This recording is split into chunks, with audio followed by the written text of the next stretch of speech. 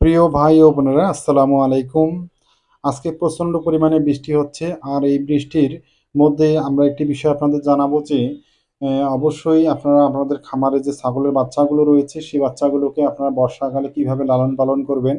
কারণ ছাগলের বাচ্চাগুলো এই বর্ষাকালে সবচেয়ে পিপিআর রোগে সবচেয়ে বেশি আক্রান্ত হয়ে থাকে। কারণ পিপিআর ভ্যাকসিন যদি আপনারা দিয়ে না থাকেন সেক্ষেত্রে সবচেয়ে বেশি আক্রান্ত হয়ে থাকে।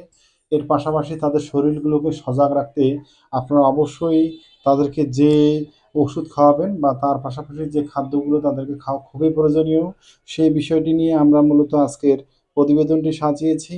অবশ্যই আপনারা আমাদের সম্পূর্ণ প্রতিবেদনটি দেখবেন।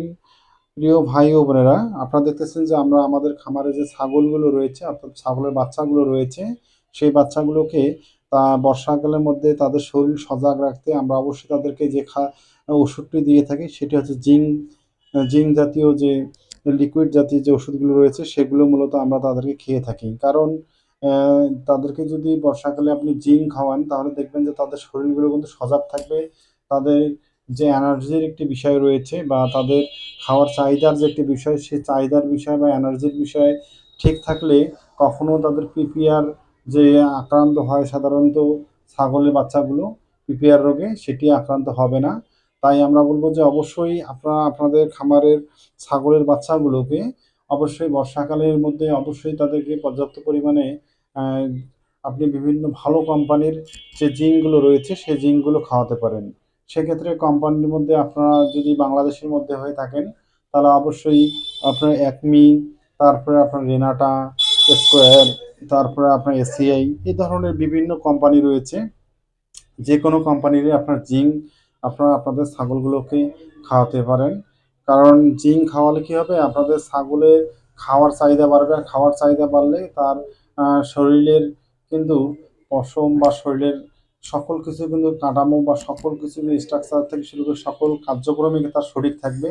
আর তখন কিন্তু তাদেরকে বিভিন্ন রোগ ব্যাধির যে সমস্যাটি থাকে বর্ষাকালে, সেই রোগ কিন্তু তাকে আক্রমণ করতে পারবে না। তাই আমরা বলব যে অবশ্যই আমাদের যে কাজটি করতে হবে, ছাগলের খামার করতে গেলে অবশ্যই এই বিষয়গুলো জানতে হবে। প্রিয় ভাই ও বোনেরা, আমরা এই বর্ষাকালে মূলত ছাগলগুলোকে কিন্তু ঘরের বাইরে বের করা যায় না। যার কারণে ঘরে কিন্তু স্যাঁতসেঁতে হয়ে যায়। আর সবচেয়ে বেশি স্যাঁতসেঁতে থাকার কারণেই কিন্তু পিপিআর রোগগুলো আক্রান্ত হয়ে থাকে ছাগলগুলো সবচেয়ে বেশি পরিমাণে। তাই বলব যে আপনারা অবশ্যই মাচাং সিস্টেম করবেন বা অবশ্যই খাট সিস্টেম বা চকিয়া সিস্টেম করবেন, সেগুলোতে যাতে আপনাদের ছাগলগুলো থাকে। আর সেগুলো যাতে ভিজানো না থাকে, অর্থাৎ ভিজা থাকলে তাদেরকে ঠান্ডা লাগবে, সবচেয়ে বেশি রোগাক্রান্ত হবে। এটি বড় একটি সমস্যা।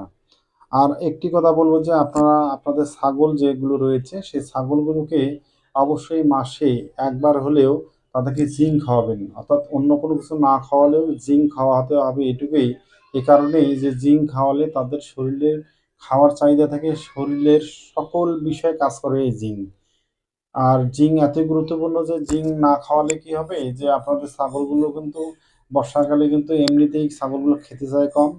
সেক্ষেত্রে কিন্তু রোগ ব্যাধির যে আক্রমণটি রয়েছে সেই আক্রমণগুলো কয়েক গুণ বৃদ্ধি পাবে। সেক্ষেত্রে আপনাদের ছাগলগুলো কিন্তু অল্প সময়ে বিভিন্ন রোগে আক্রান্ত হয়ে মারা যাবে। প্রিয় ভাই ও বোনেরা, আপনাদের যদি আমাদের রাকিব অ্যাগ্রো ইউটিউব চ্যানেলের প্রতিবেদনগুলো ভালো লেগে থাকে তাহলে অবশ্যই আপনারা আমাদের চ্যানেলটি সাবস্ক্রাইব করবেন। বেল বাটনটি ক্লিক করে আমাদের সাথে থাকবেন। আমরা সুন্দর সুন্দর প্রতিবেদন নিয়ে আপনাদের সামনে হাজির হব। আপনারা আজকে দেখেছেন যে আমরা আমাদের খামারের যে বড় এবং ছোট যে ছাগলগুলো রয়েছে, মূলত আমরা প্রত্যেকটি ছাগলকে আজকে জিঙ্ক খাইয়েছি। আমরা অবশ্যই ৪ থেকে ৫ দিন পর্যন্ত তাদেরকে এই জিঙ্কগুলো খাওয়াবো। কারণ ৪ থেকে ৫ দিন পর্যন্ত তাদেরকে জিঙ্ক খাওয়ার ফলে তাদের শরীরের এনার্জি বৃদ্ধি পাবে। সেক্ষেত্রে দেখবেন যে তাদের যে শরীরের মধ্যে খসখসে ভাব যেটি থাকে সেটিও থাকবে না। তাদের শরীরের মধ্যে মসৃণতা আসবে, উজ্জ্বলতা আসবে এবং খাওয়ার চাহিদা বৃদ্ধি পাবে। সেটি কিন্তু অবশ্যই। আর একটি কথা আমরা বলব যে আপনাদের ছাগলগুলোকে আপনারা অবশ্যই দানাদার শুকনো খাবার দিবেন। কারণ বর্ষাকালে কখনো ভিজানো খাবার খাবেন না। কারণ ভিজানো খাবার খেলে আর বর্ষাকালের কারণে তারা কিন্তু সেটি অ্যাডজাস্ট করে নিতে পারবে না। তাই অবশ্যই বর্ষাকালে